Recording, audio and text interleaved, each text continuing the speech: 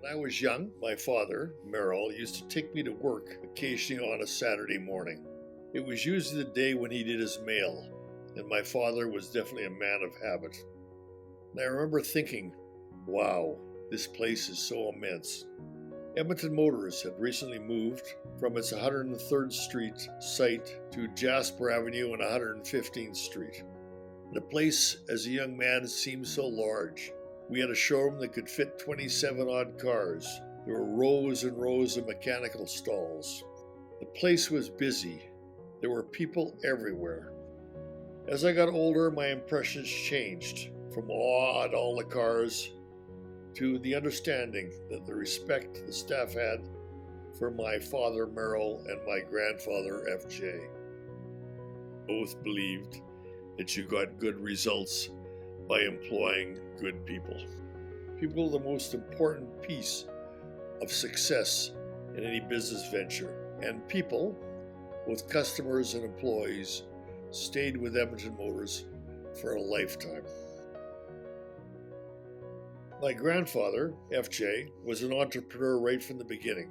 Shortly after moving to Edmonton in 1921, he formed Wolfe Auto Service on what is now Winston Churchill Square. FJ believed if you gave someone a job, you gave them an opportunity. My father, on the other hand, Merrill, could not say no to any philanthropic opportunity that came his way. He was president of the Rotary Club, chairman of the Fort Edmonton Foundation, influenced the establishment of the Edmonton Community Foundation, and the list goes on and on. For Merrill's efforts, he was featured in the Time magazine of 1973 as the Dealer of the Year in all of Canada. Merrill certainly believed in supporting his community. During high school, I occasionally worked at Edmonton Motors part-time, mounting tires one summer, acting as a warranty clerk on another, sometimes even transferring vehicles to other locations for spare money.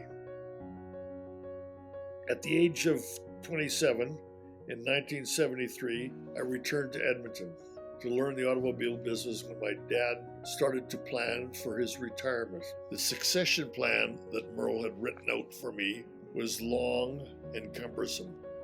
Within 18 months of my joining the firm, my father passed away suddenly, and I was instantly thrust into the role of president and chief operating officer of the company. But I had surrounded myself with many fine people that were employees of my father who guided me in the right direction along the way. Multi-generational businesses tend to fail, and the percentage of failures increases with each generation. Both my father and grandfather said the only way to succeed continually is to change with the times. That's not to mean that you give up on their values, just adapting to what has changed in the world. I often heard from employees, your father or your grandfather would not have done it that way. And my response always was, had we continued to do it that way, we would be broke. My general manager, Ken Robertson, would mention to me that perhaps I should go home for the night and think about the decision I had made. His guidance was a godsend to me in my formative years. During my course of tenure at Edmonton Motors, we changed once again. That change involved the use of computers, which replaced many people and the paperwork they did. Today we are navigating a world where internet has changed the way business is done. Electric vehicles potentially are our future. This is a world that Merrill and FJ would not even recognize.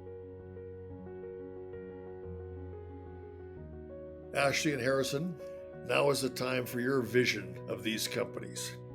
Your vision for the Wolfe Automotive Group and the Wolfe Pack Warriors. I know these companies are in good hands, and God willing, there will be another generation, and there will always be a wolf at the door.